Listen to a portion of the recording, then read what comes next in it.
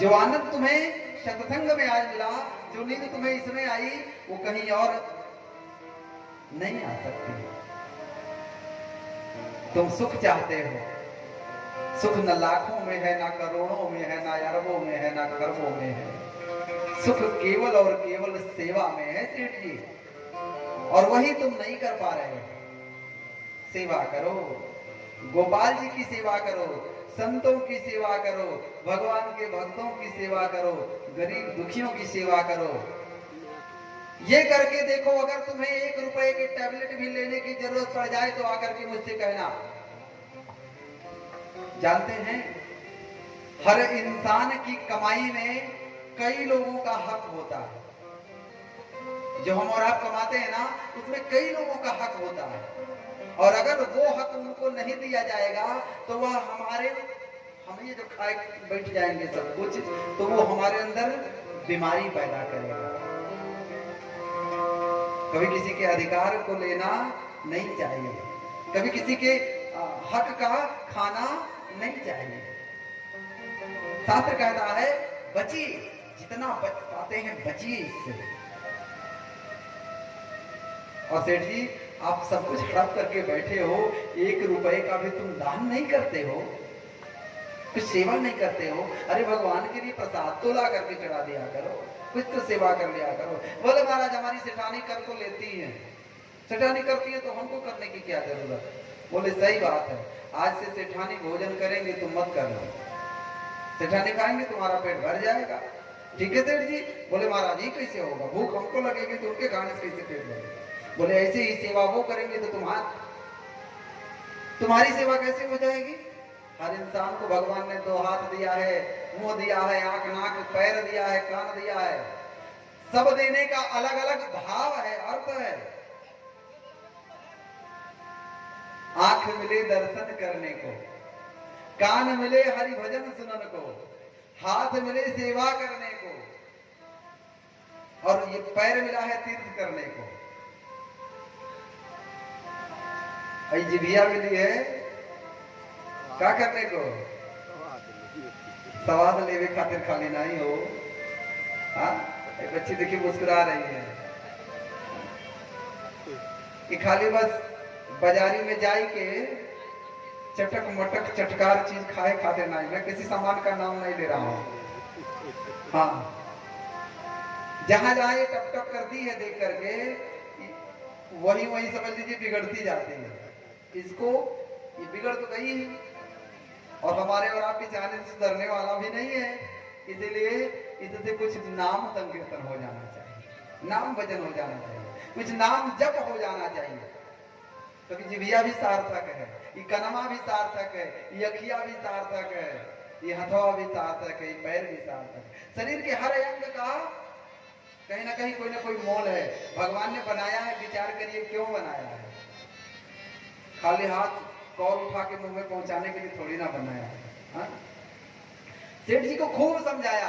सेठ जी ने कहा महाराज अब तो हम बिना भागवत कराए आपसे मानेंगे नहीं, अब हम भागवत सुनेंगे। बाबा ने कहा कि सेठ जी कहे तो तुम बहुत अच्छी बात रहे हो, लेकिन बिना भाग्य के भागवत नसीब नहीं होता। भागवत प्राप्त करने के लिए बहुत किस्मत होनी चाहिए, बहुत भाग्य होना चाहिए। और ये भाग्य कहां बनेगा, ये भाग्य भगवान के चरण शरण में बनेगा, ईश्वर के दरबार में बनेगा, भगवान के श्रीधाम में बनेगा। हाँ? ये और कहीं बनने वाला, बिस्तर पे नहीं बनेगा, कमरे में नहीं बनेगा, महल में नहीं बनेगा, एसी कूलर के सुख में नहीं बनेगा। ये भाग्य अगर बनेगा तो भगवान के दरबार में ही बनेगा। हमारे और आपके जीवन में जितने दुख हैं, जितने संताप हैं, जितनी परेशानियां हैं, ये और कहीं मिटने वाली नहीं है। ये मिटेगा तो केवल इसी दरबार में मिटेगा। क्यों? क्योंकि दरबार में राधा रानी के दुख दर्द मिटाए जाते हैं। दरबार में राधा रानी के दुख दर्द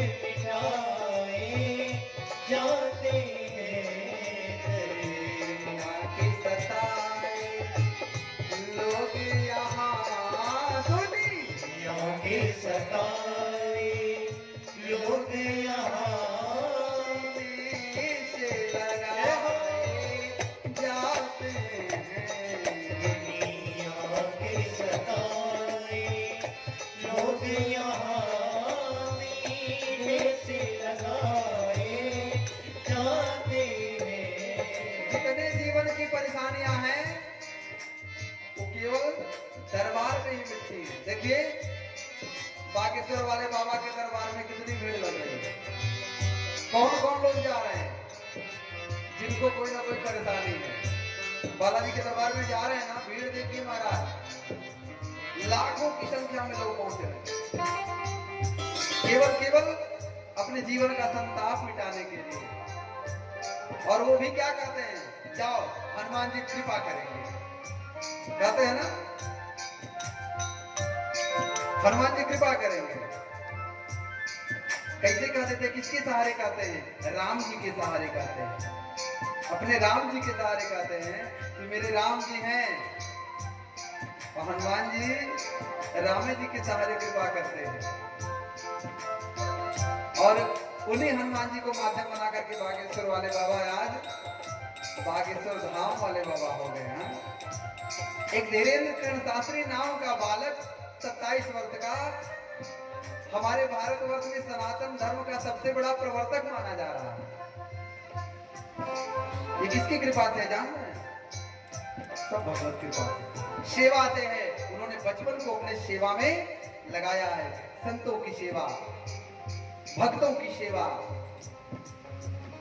छोटे बड़े बुजुर्गों नर नारी सभी की सेवा में लगाया है। और सबका आशीर्वाद जब आकर फलित हो गया, आज सबकी कृपा हो गई, तो उनका दिन देखिए।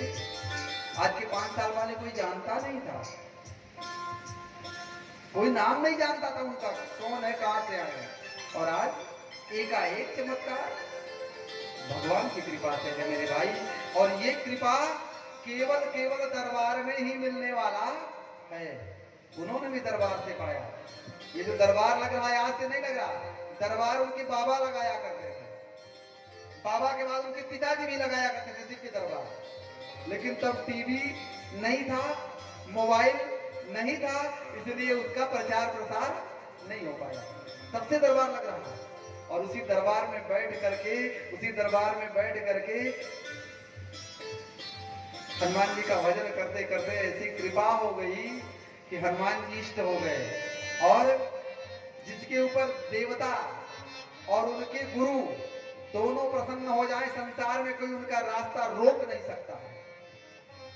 गुरु भी उन्होंने किसको बनाया, तुलसी पीठाधीश्वर परम पूज्य श्री राम भद्राचार्य जी महाराज, जो दोनों आंखों से अंधे हैं, लेकिन सभी वेदों के सभी शास्त्रों के विशेषज्ञ है। आज के समय के युग प्रवर्तक हैं, समझ लीजिए, जिनकी दोनों आंखें नहीं है। और वो अपने प्रवचन में खुल के कहते हैं कि 150 पृष्ठ शास्त्र के उनको कंठस्थ, 1.5 लाख पृष्ठ, 1.5 लाख पेज उनको कंठस्थ है, याद है। किसने याद कराया हो, कैसे याद हो गया, आंख नहीं है, रामचरितमानस का पारायण करते हैं। कौन करा दिया, हनुमान जी ने करा दिया। उनको भी हनुमानिष्ट, उनके चेला को भी हनुमानिष्ट। हनुमान जी ऐसी कृपा कर रहे हैं महाराज कि आज हम सबका कल्याण हो रहा है, जो दरबार जा रहा है उसका कल्याण हो रहा है।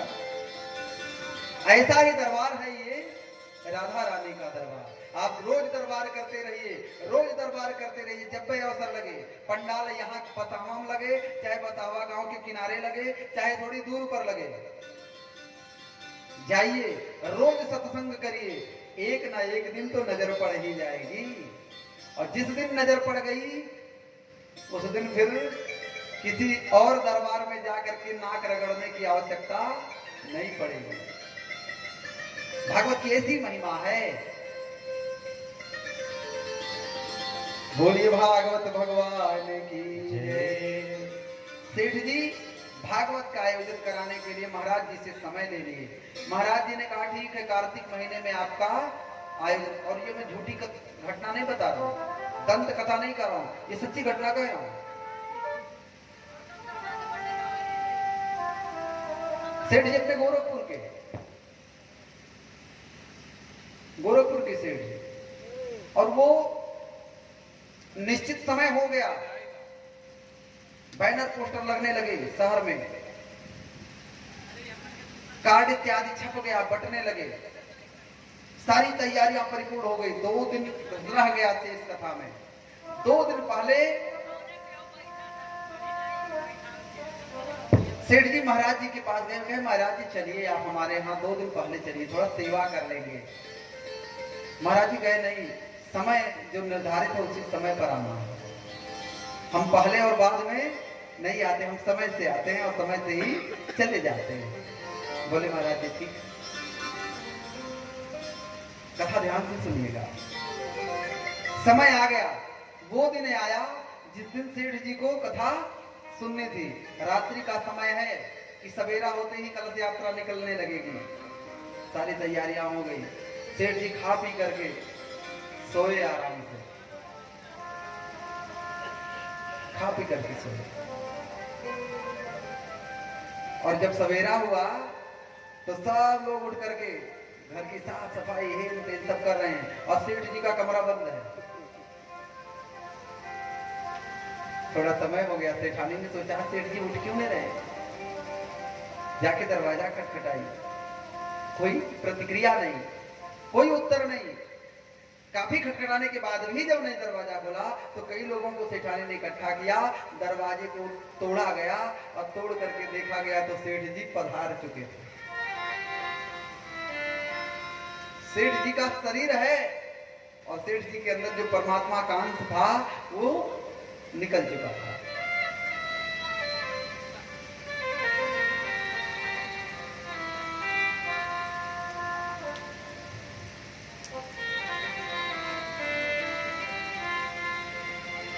महाराज ये जीवन भी ऐसे ही है, कब कहां साथ छोड़ दे इसका कोई ठिकाना नहीं है।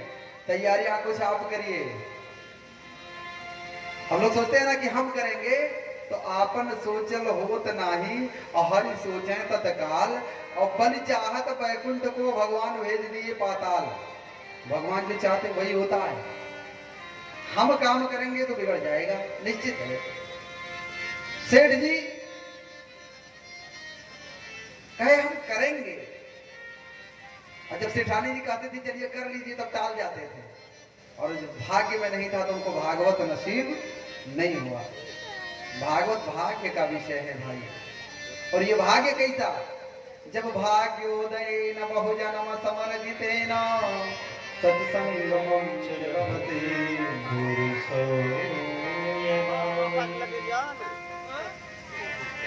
कई जन्मों के भाग्य का अरे हम कैसे चलिए पुण्य उदय होता है। कई जन्मों के सत्कर्मों का जब फल प्राप्त होता है और हमारे जीवन में भगवत कृपा होती है, हमारे पूर्वजों का आशीर्वाद होता है, तब हमारे घर में भागवत भगवान का आगमन होता है। ये बहुत बड़ी बात है मेरे भाई। बोलिए भागवत भगवान की जय हो। ये ऐसी दवाई है कि जे एक बार पी ले तेकर कबो फिर देखे कबो कोनो रोग सतावे वाला नहीं बा। भाव बहुत सुंदर है, प्रेम से ताली की सेवा करते हैं। अरे राम हावे डॉक्टर जेकर नाम है दवाई। राम हावे डॉक्टर जेकर नाम है दवाई।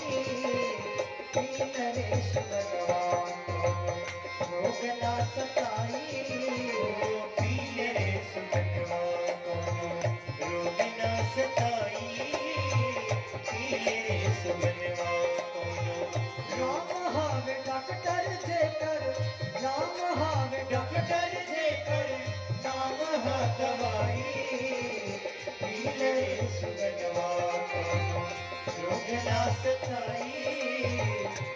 नरेश भगवान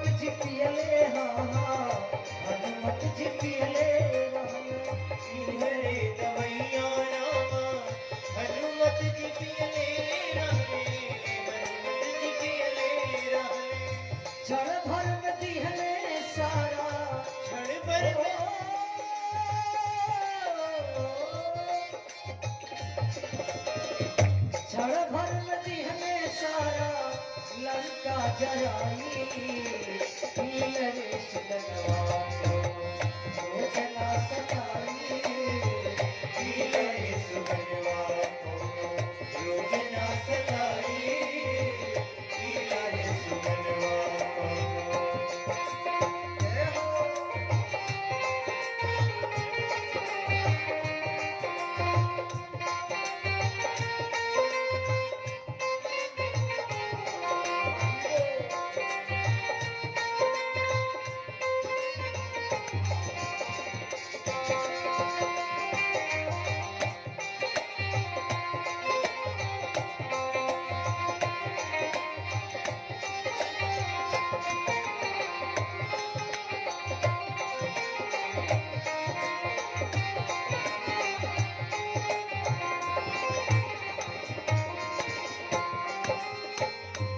हरे गवैया रामा तुलसीदास पियले हा तुलसीदास पियले रहा हरे गवैया रामा तुलसीदास पियले रामा तुलसीदास पियले रामा हरे गवैया रामा तुलसीदास पियले हा तुलसीदास पियले रहा हरे गवैया रामा तुलसीदास पियले रामा तुलसीदास पियले रामा पल भर में दिहले सारा पल भर में दिहले सारा रामायण रचाई पीले सुगनवा रोग ना सताई पीले रे सुगनवा रोग ना सताई पीले रे सुगनवा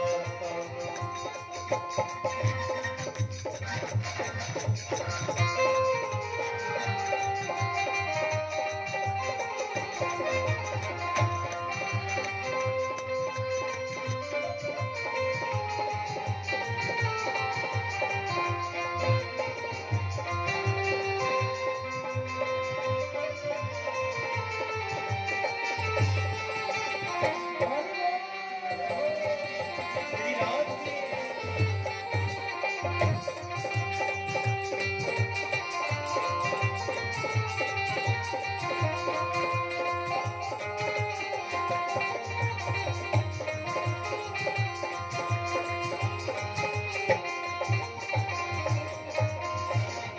जी हरे गवैया रामा सेवरो चितियले हा सेवरो चितियले रही हरे गवैया रामा सब रोज पियले हाँ सब रोज पियले हरे गवैया रामा सेवरो चितियले रहा सेवरो चितियले रही हरे गवैया रामा सब रोज पियले हाँ सब रोज पियले झूठा रे बैरिया दिहली झूठे बैरिया देहली झूठा रे बैरिया दिहली राम के खियाई पील रे सुगनवा रोग ना सताई पीले रे सुगनवा रोग ना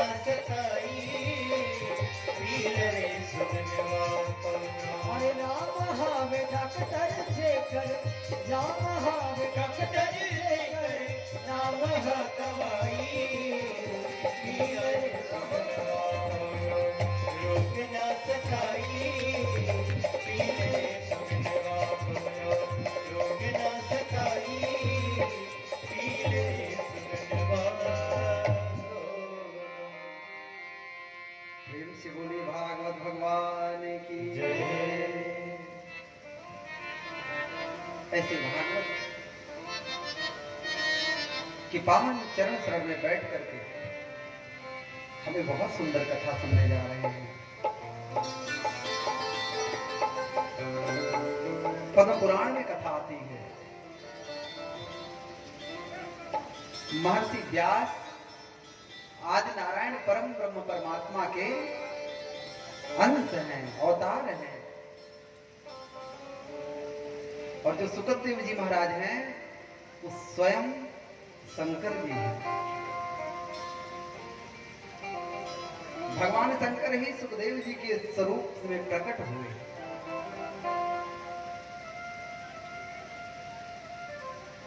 एक संत हैं, देवर्षि हैं नारद जी महाराज। ऐसा लगता है, ऐसा दिखाई पड़ता है कि नारद जी जहां जाते हैं वहां कुछ कलह जगा देते हैं। जहां जाल है तहां कुछ न कुछ बॉन्डर रची दे दे नारद बाबा।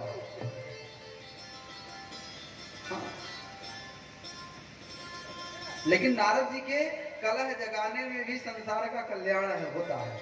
कहीं ना कहीं दुनिया की भलाई ही छिपी होती है। नारद जी किसी का बिगाड़ने के लिए कलह नहीं जगाते, उसमें कहीं ना कहीं संसार का भला छिपा होता है नारद जी के कलह में। एक बार ऐसे हुआ,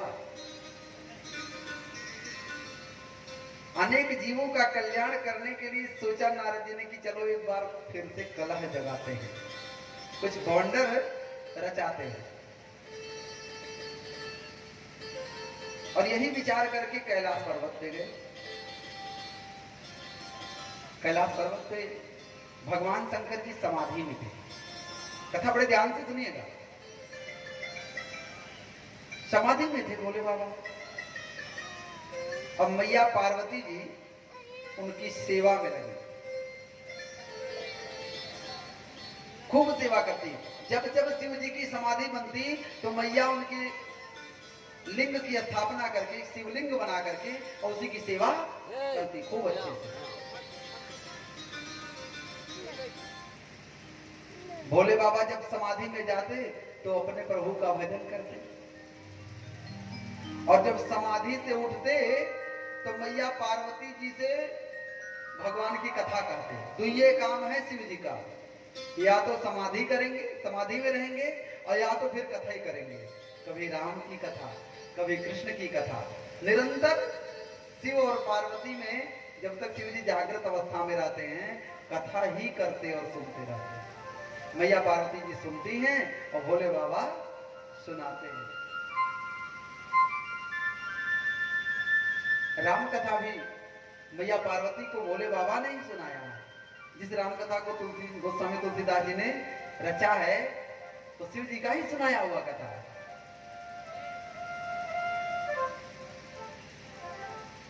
तीसरा कोई काम ही नहीं मारा, जागने पर माता जी को कथा सुना।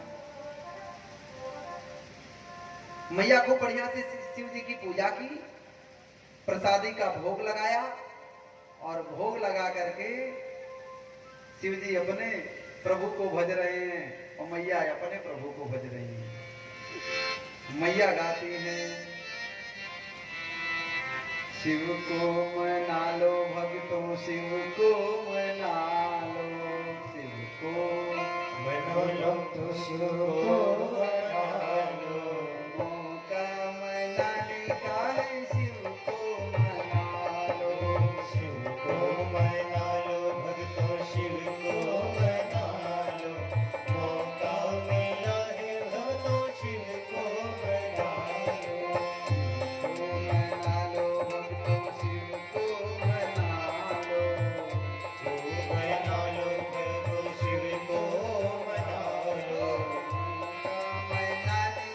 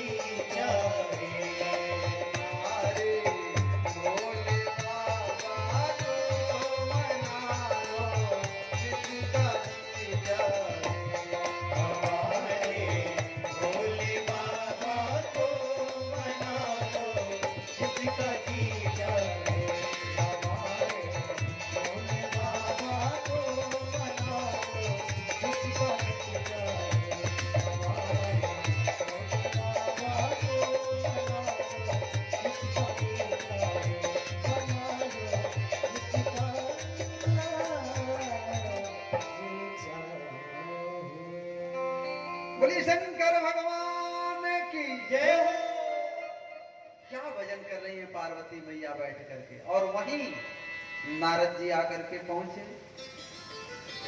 नारद जी को देखा मैया पार्वती ने, प्रसाद उठा करके दिया, लीजिए बाबा प्रसाद। नारद जी गुरु है मैया पार्वती के। नारद जी ने ही शिव मंत्र दिया है मां पार्वती को जपने के लिए बचपन में। जब उनके पिताजी ने पूछा कि कन्या के हमारे दोष गुण बताइए, तो कहें कि आपकी कन्या के अंदर तो कोई दोष है ही नहीं, वो तो बहुत गुणवती है। बस एक के बात है कि इसका जो दूल्हा होगा वह अगुण और अमान होगा। नारद जी के कहने का मतलब कुछ और था, लेकिन राजा के समझने का, राजा हेमंचल के समझने का भाव कुछ और हो गया था, उल्टा समझ लिए थे। परेशान हो जाता है इंसान जब किसी बात का अर्थ उल्टा समझता है। कोई जरूरी नहीं कि जो बात हम कह रहे हैं वो उल्टे हो, सीधा भी हो सकता है ना।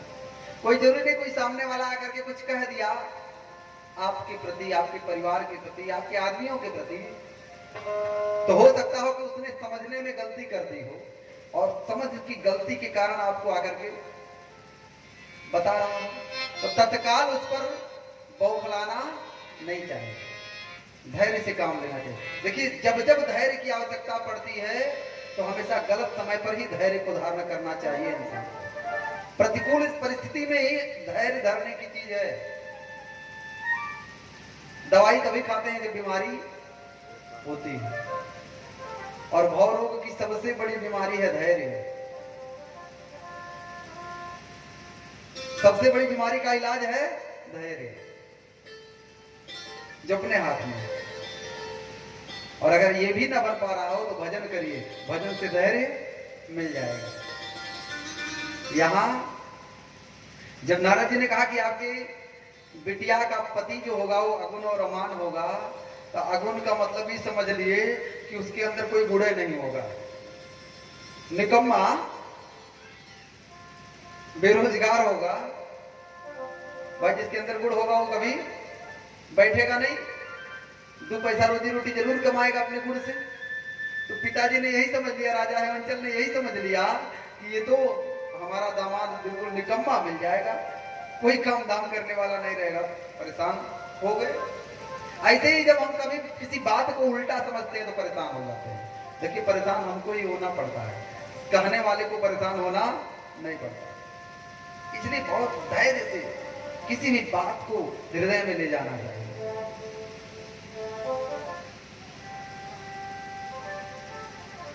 दूसरी बात अमान कह दिए। अमान का मतलब राजा हेमंचल ही समझ लिए कि संसार में जो कुछ करता नहीं उसका मान सम्मान भी तो नहीं होता है।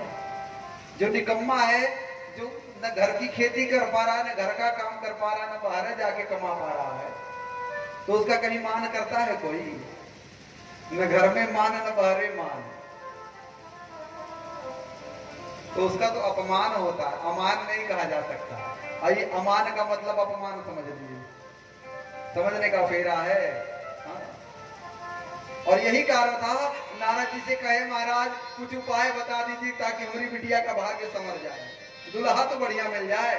तो नारद जी ने कहा कि जो पुकारई कुमारी तुम्हारी, जो पुकारई कुमारी तुम्हारी, जो पुकारई कुमारी तुम्हारी, जो पुकारई कुमारी तुम्हारी,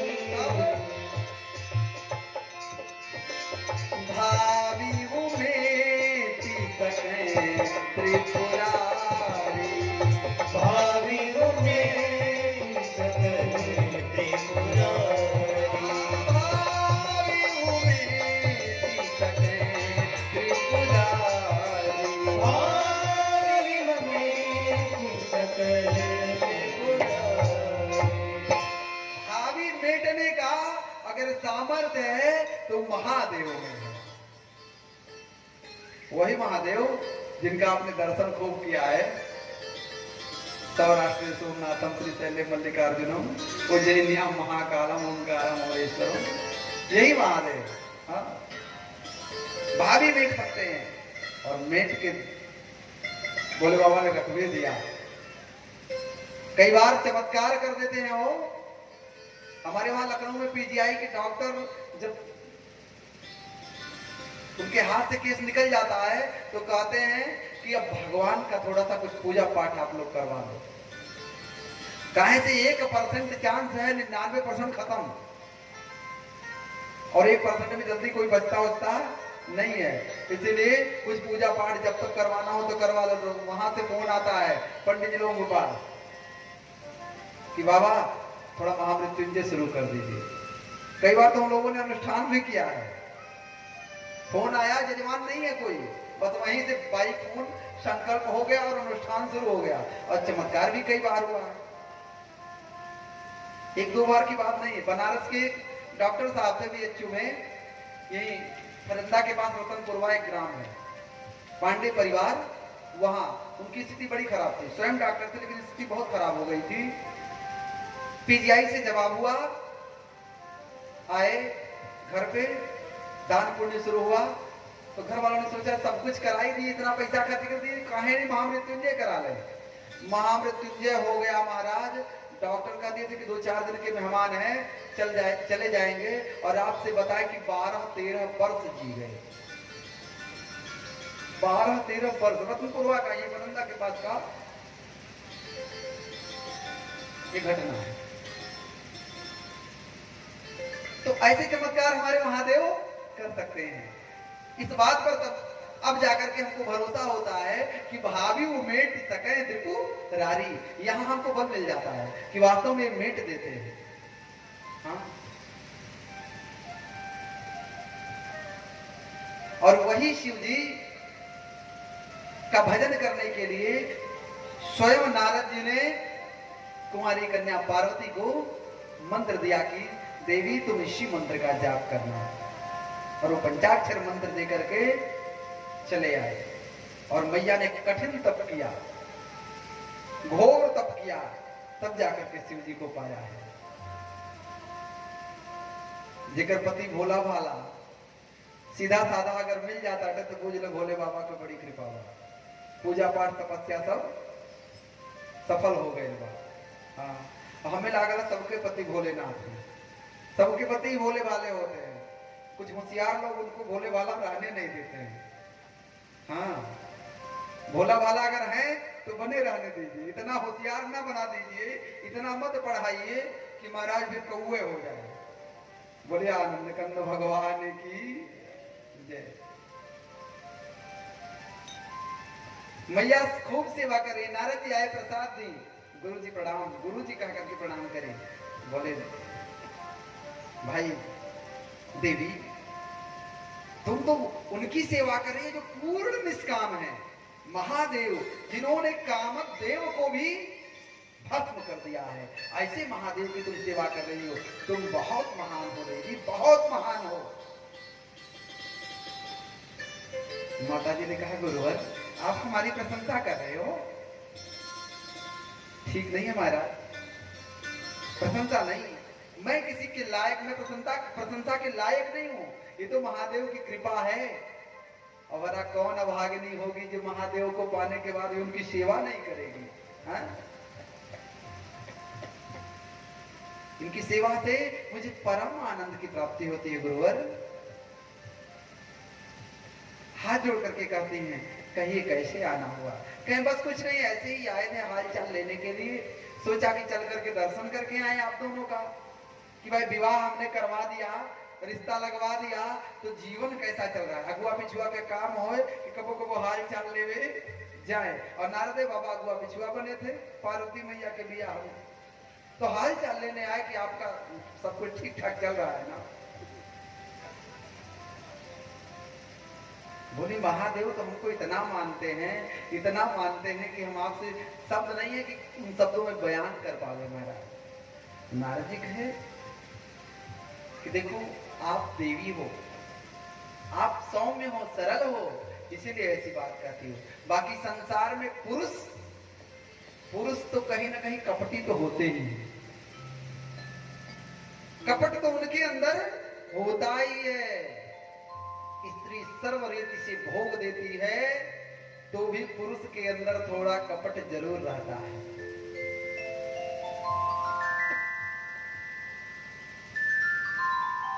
देखिए, कोई अन्यथा नहीं लेगा मेरी बात को, लेकिन अगर आप लोग अपने हृदय में स्वयं सोचेंगे तो खुद ही पता चल जाएगा कि हम कैसे हैं, कपट है कि नहीं है।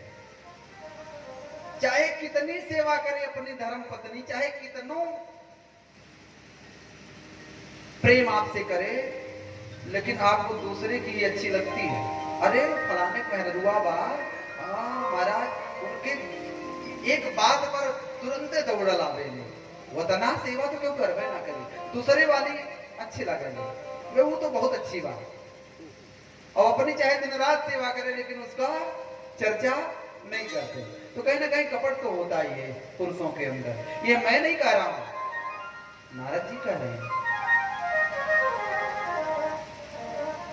मुझे कहना तो नहीं चाहिए, देवी क्षमा करना, भोले बाबा के अंदर भी कुछ कपट है।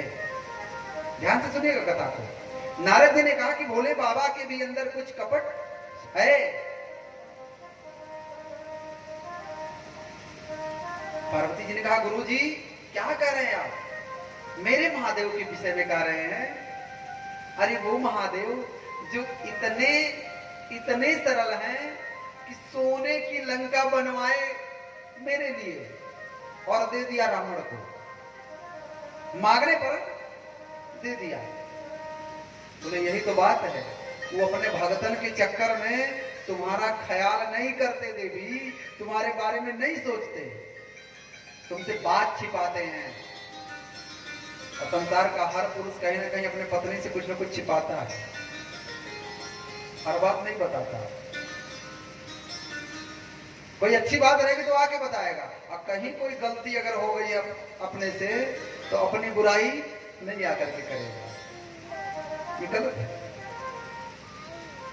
मैया पार्वती ने कहा, नहीं नहीं नहीं नहीं नारद जी, गुरुवर ऐसी कोई बात नहीं है, मेरे पति मुझसे कुछ नहीं छिपाते।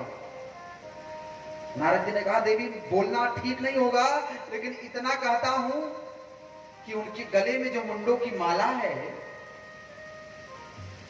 वो माला किसके मस्तक की है, उसमें किसकी मुंडियां लगी हैं,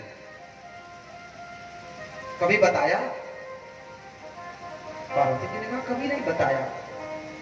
जानना चाहती हो? जानना चाहती हो देवी? कदाचित अगर जानने की इच्छा भी होगी, तुम पूछोगी भी तो वो बताएंगे नहीं, बात टाल जाएंगे। पूछ करके देख लो, बताने वाले नहीं है महादेव। इतना कहा नारद जी, इसके बाद श्रीमन नारायण नारायण, अब तो हम चलते हैं। नारद जी इतना कहा करके चले गए। माता जी ने विचार किया कि आज समाधि से जागने के बाद, जब मेरे महादेव आज समाधि से जगेंगे तो मैं उनसे यही प्रश्न करूंगी और कोई बात नहीं पूछूंगी, यही पूछूंगी कि आप किसके मस्तक की माला अपने गले में डाल करके घूमते हैं। नारद जी ने भी कहा कि पूछोगी तो बताएंगे नहीं। भगवान शंकर समाधि से जागते हैं, और जब समाधि से जागते हैं तो वही सीताराम सीताराम, राधे श्याम राधे श्याम, यही तो गाते हैं शिव जी। क्या गाते हैं शिव जी? हरे कृष्ण कृष्ण कृष्ण हरे हरे, हरे राम राम राम हरे हरे। हरे कृष्ण सभी लोग गाइए प्रेम से, भोले बाबा का बताया हुआ भजन है। हरे राम राम हरे हरे। शिव जी यही मंत्र जपते हैं हो, और इसी मंत्र के प्रभाव से विष को पी गए, जहर पी लिए, कोई फर्क नहीं पड़ा। हरे कृष्ण कृष्ण कृष्ण हरे हरे, हरे राम राम राम हरे हरे। हरे कृष्ण कृष्ण कृष्ण हरे हरे, हरे राम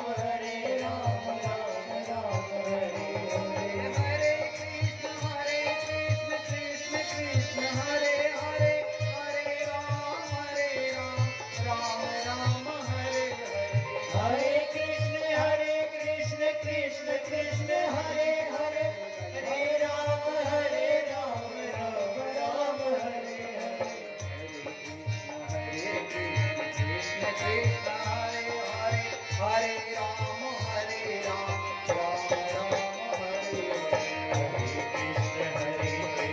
कृष्ण कृष्ण हरे हरे हरे राम राम बैठ करके भजन किए और जब भजन करने लगे तो मैया समझ गई कि भोले बाबा जाग गए। और मैया पार्वती शिव जी को अतिशय प्रिय है, अतिशय प्रिय।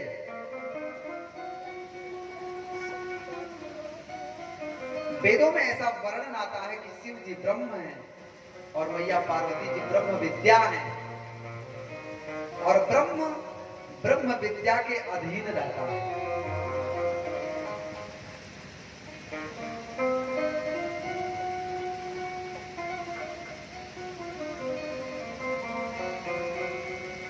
देवाधीना जगत सर्वं मंत्राधीना च देवता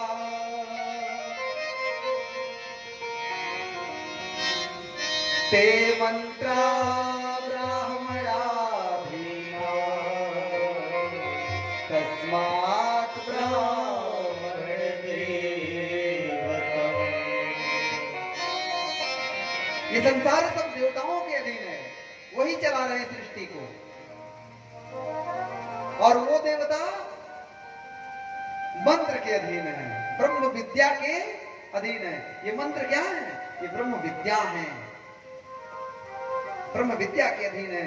पार्वती मैया ब्रह्म विद्या है, शिव ब्रह्म रूप है और ये ब्रह्म सदैव ब्रह्म विद्या के अधीन है। मैया पार्वती के हर बात को मानते हैं शिव जी। आज जब समाधि से जागे तो मैया पार्वती से कहे पूछो, कुछ पूछना चाहती हो देवी, पूछो। आज मैया पार्वती ऐसा प्रश्न पूछती हैं कि शंकर भगवान को कथा कहनी पड़ती है।